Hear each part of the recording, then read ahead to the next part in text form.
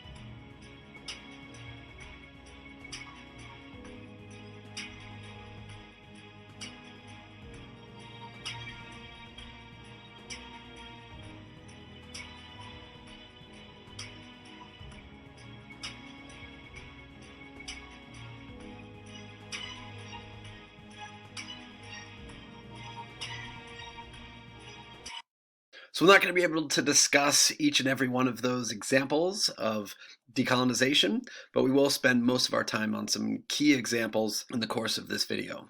The big questions you should be able to answer are: first, what factors contributed to the dissolution of colonial empires following World War II? And second, how does India achieve independence from Great Britain? First, what factors contributed to the dissolution of colonial empires following World War II? So in that post-World War II Cold War era, between the 1940s and the 1970s, former colonies in South and Southeast Asia, the Middle East, and Africa are going to achieve their independence. You can see the dates on this map showing when independence is taking place, concentrated mainly in that era of the 1940s, 50s, 60s, and 70s. It's important to recognize that our modern map, the modern state boundaries, really has only been in existence for approximately the last 50 or so years. What factors contributed to decolonization? First, colonial powers such as Great Britain and France were weakened in the course of fighting World War I, the Great Depression, World War II. They simply didn't have the economic or military power to hold on to these colonial empires anymore. Second, there was an increasing awareness of the contradiction between those Western Enlightenment ideals of freedom and equality and the reality of imperialism. Reality of imperialism, it was based on the racism and the exploitation of labor and resources. When you say one thing, when you have these documents like the Declaration of Independence and the Declaration of Rights of Man and Citizen, and then you engage in actions through imperialism that are contrary to those core beliefs, that is hypocrisy. Now, the other factor that plays in here is the nature of World War II. Adolf Hitler is going to make empires uncool, like he makes everything uncool. In the context of World War II, those Allied powers were fighting to stop imperial spread, both by the Nazis and by the Japanese. So it's kind of hard to then turn around and provide a good explanation for why the Nazis, the Japanese can't have empires, but the British and the French, for instance, can. A third factor, and I think this really recognizes the agency that was taken by many of these colonial subjects. You have nationalist movements forming, led especially by educated leaders like Mahatma Gandhi in India, Ho Chi Minh in Vietnam, Nelson Mandela in South Africa. You'll notice that many of these leaders often send an intentional message through things like their clothing that they are representing the sort of traditional values and customs of, for instance, India or South Africa. A fourth factor, and this is going to impact everything that takes place in that post-World War II era, and that is the Cold War. So the United States and the Soviet Union, for the most part, supported self-determination, allowing these countries to govern themselves. However, there was one important caveat. They supported them as long as the new emerging nation was on their side in that Cold War ideological struggle. And we've already talked about how some emerging nations chose a third option to form an organization of states that were non-aligned. When it comes to decolonization, some of the colonies were able to achieve their independence through a diplomatic, negotiated, nonviolent process.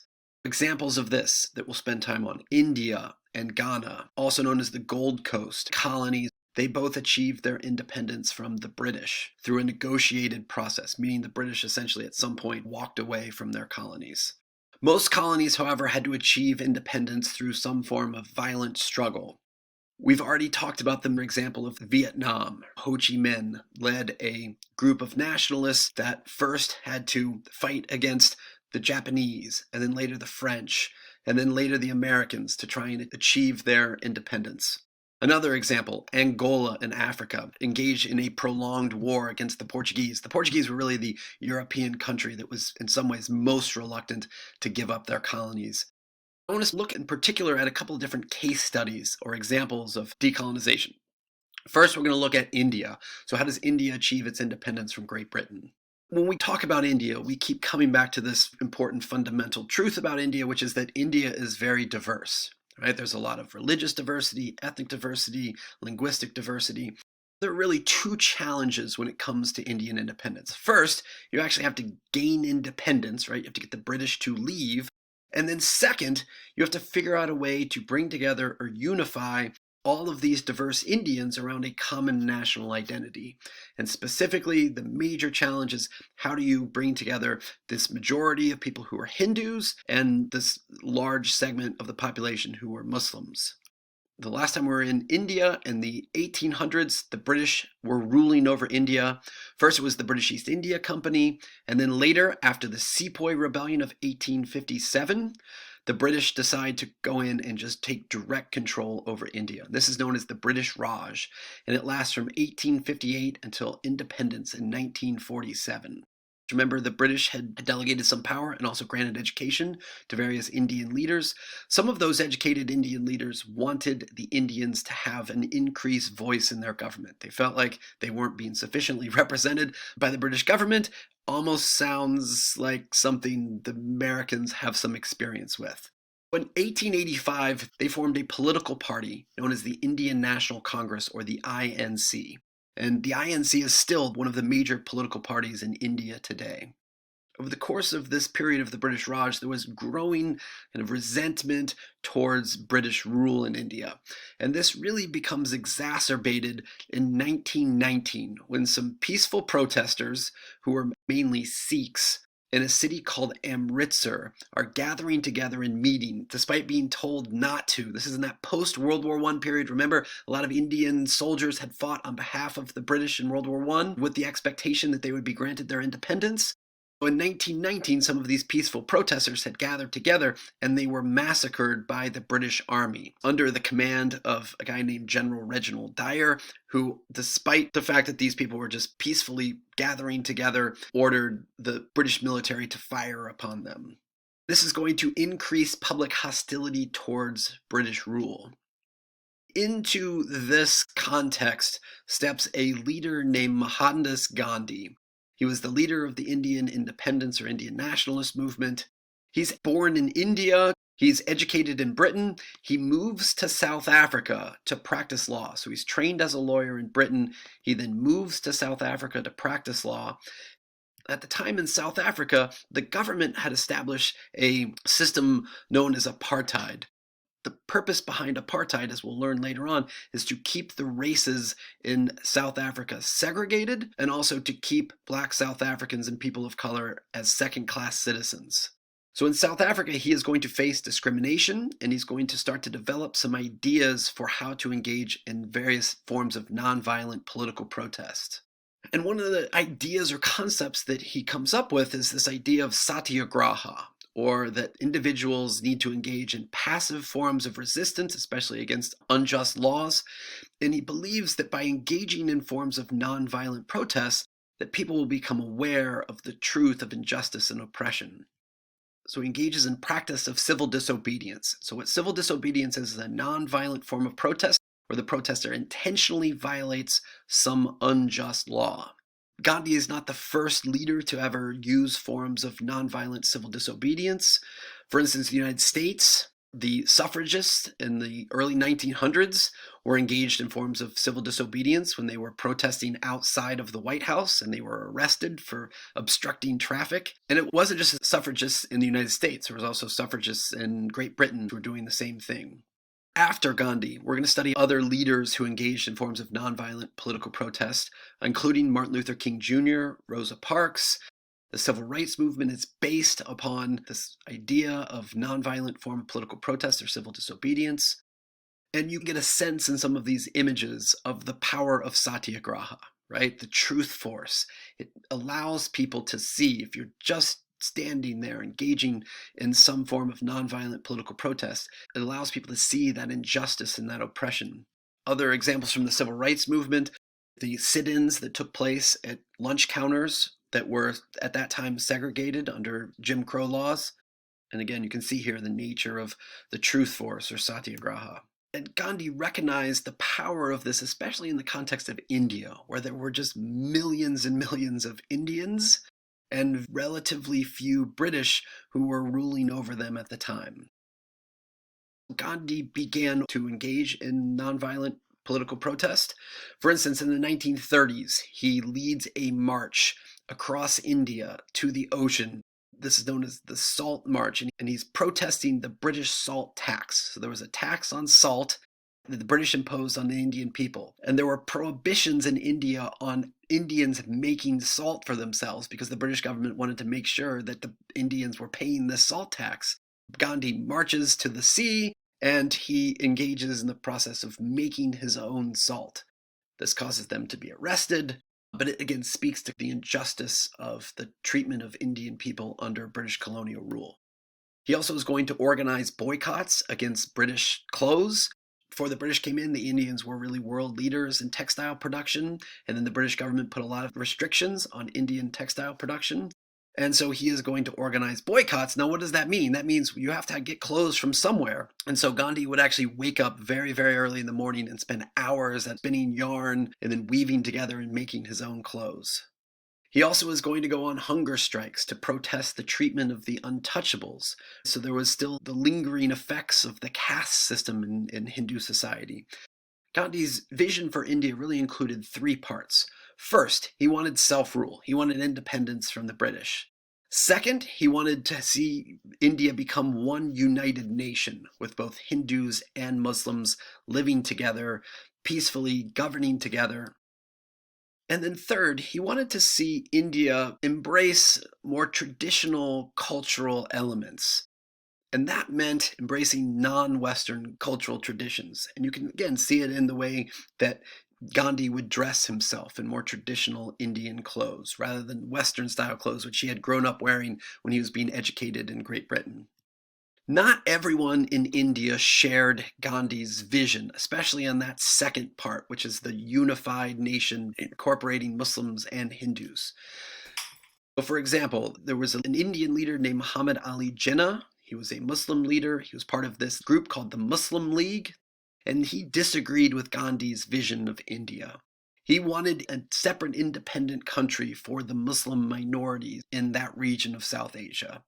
If India was granted its independence, then the Muslim minorities very easily would be subject to persecution and rule by the Hindu majority. In 1947, the British finally grant Indian independence, so they leave India in 1947, but they choose to follow the model that was suggested by the Indian Muslim League and Muhammad Jinnah. So we see the formation of three separate countries in the region of South Asia. So we see this region, which was first known as West Pakistan, today it's just called Pakistan, and then East Pakistan, which today is known as Bangladesh. And then the rest of the country in the central area would then become India. So South Asia is partitioned in 1947 between the region that the Hindus would live in, which would be India, and then the regions that the Muslims would live, which would be Pakistan and what would become Bangladesh. As you can imagine, this is not super neat and clean, right? There are Muslims living in India, in the region that then became India. There are Hindus living in Pakistan, and this would require mass migration of people, right? Both from India to Pakistan or from Bangladesh to India. This is inconsistent with Gandhi's vision. So Gandhi at this point in 1947 has mixed feelings, right? On the one hand, certainly glad that the British are gone, certainly happy to have achieved that goal of Indian independence, but he still wanted to create one unified India with both Hindus and Muslims living peacefully together. Plan would require a significant number of people to have to migrate or move. So there were many Muslims living in the region that became India, and there were many Hindus living in the regions of West Pakistan and East Pakistan. So they would have to move to India.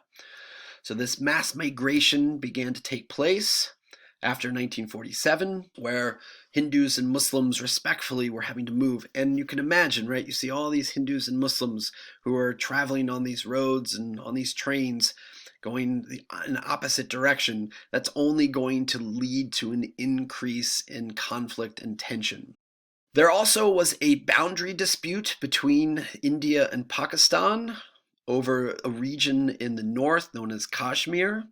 Still to this day, Indians and Pakistanis are fighting over this region. Even though technically India has control over it, the Pakistanis still make claim to that particular area. Violence has broken out and continues to occur in that disputed region of Kashmir.